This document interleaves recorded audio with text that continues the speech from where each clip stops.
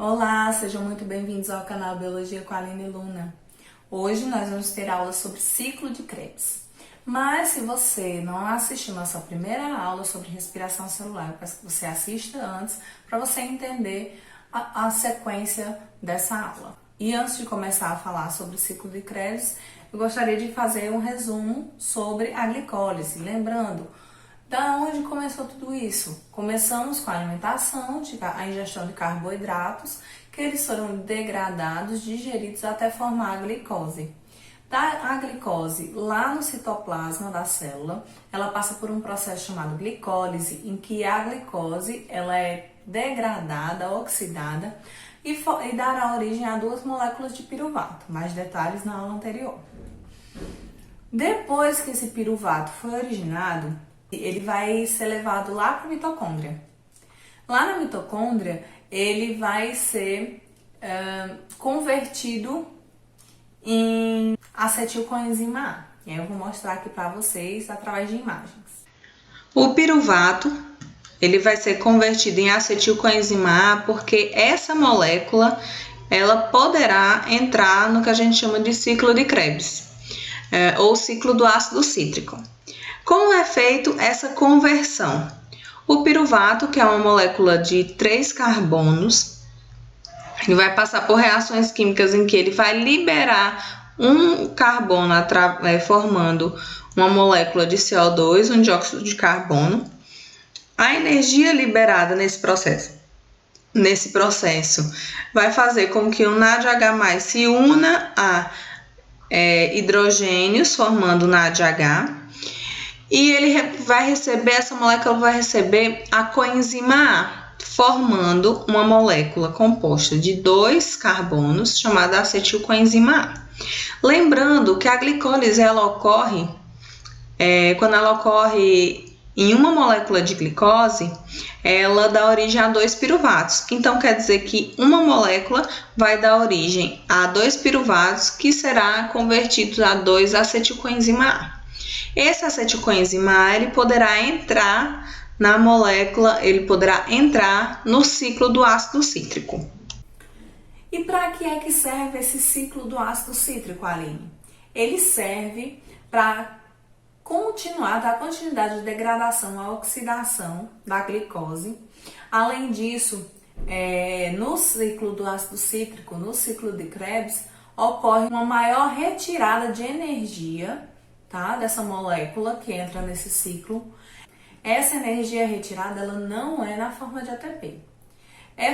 São formados moléculas de carreadores de elétrons. Aqui são originados o NADH e o FADH2. Além disso, é formado uma molécula energética chamada GTP. E essa molécula GTP é parecida ao ATP, adenosina trifosfato. Qual é a diferença? No ATP, a gente tem como base a adenina e no GTP a gente tem como base a guanina. Porém, esse GTP em seguida, ele será convertido em ATP. Então, bora ver aí a imagem de como ocorre o ciclo do ácido cítrico. Depois que o piruvato foi convertido em acetilcoenzima A, que é uma molécula com 2 carbonos, ele vai entrar no ciclo do ácido cítrico. A gente tem uma molécula que a gente chama de iniciador, que é o oxalacetato, que ele se une ao acetilcoenzima A, dando origem ao citrato, uma molécula com 6 carbonos. Várias reações químicas acontecem no decorrer desse ciclo do ácido cítrico, na tentativa de degradar ao máximo essa molécula e de extraindo a cada reação química, extraindo uma quantidade de energia que será utilizada lá na cadeia respiratória. Então, na reação química que transforma o citrato em isocitrato, a gente vai ter um novo composto, também com 6 carbonos. Aline, qual a diferença do citrato para o isocitrato? A conformação dessa molécula. O isocitrato vai passar por uma nova reação em que ele liberará energias que serão carregadas pelo NAD, formando o NADH, e a liberação de carbono através do dióxido de carbono, Então, o isocitrato tem 6 carbonos, depois que ele perde um, dá origem ao alfa-cetoglutarato. O alfa-cetoglutarato tem 5 carbonos. E aqui, mais uma vez, ele vai perder um carbono, dando origem a uma outra molécula de dióxido de carbono. Essa reação também libera energia, e essa liberação de energia é capturada pelo NAD, formando uma nova molécula de NADH. Depois dessas reações, dará origem ao succinilcoenzima A, com 4 carbonos.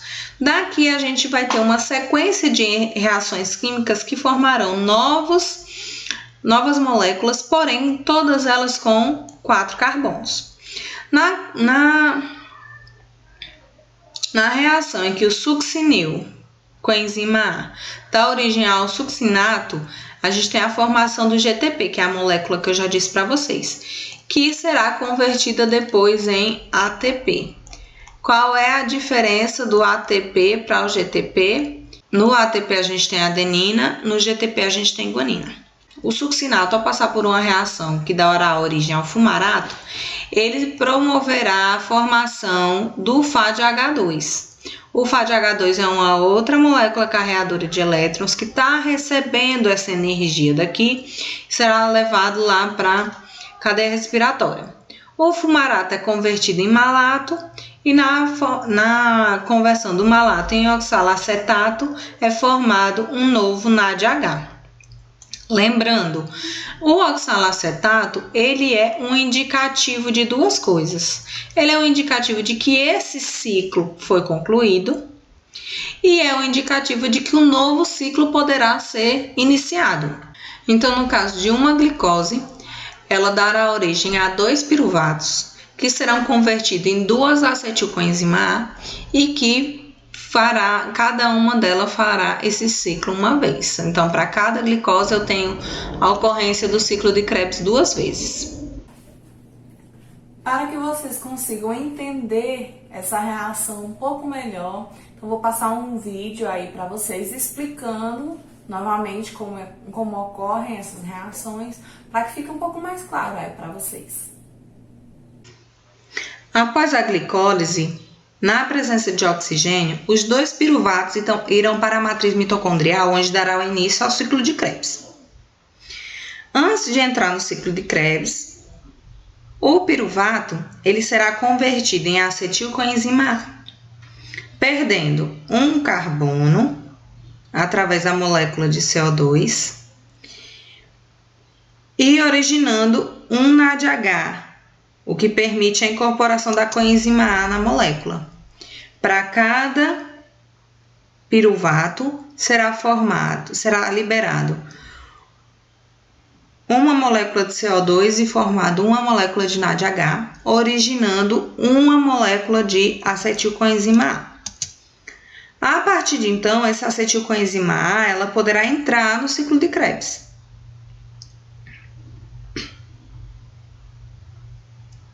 O acetilcoenzima A ele se ligará ao composto iniciador, chamado oxalacetato, através de uma série de reações enzimáticas que ocorrem através de proteínas que aceleram as reações químicas. Todos os carbonos, hidrogênios e oxigênios do piruvato acabarão como dióxido de carbono e água.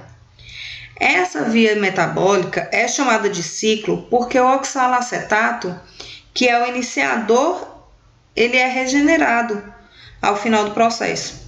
E para cada molécula de glicose que entra na glicólise, o ciclo roda 2 vezes, uma para cada molécula de piruvato que entra na mitocôndria. Durante a oxidação do piruvato e o ciclo do ácido cítrico, nós teremos um total de 8 NADH, 2 FADH2, 2 ATP, na forma de GTP, e 6 dióxido de carbono. Então, ao final dessa reação, o que a gente tem como saldo? O que a gente conseguiu com essas duas reações, com a glicólise e com o ciclo de Krebs?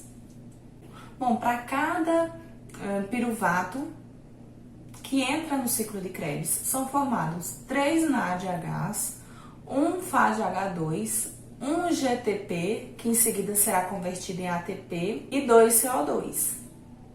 Isso em um piruvato, ou seja, em 2 piruvatos eu vou ter 6 NADHs, eu vou ter 2 FADH2, 2 GTPs e 4 CO2, tá?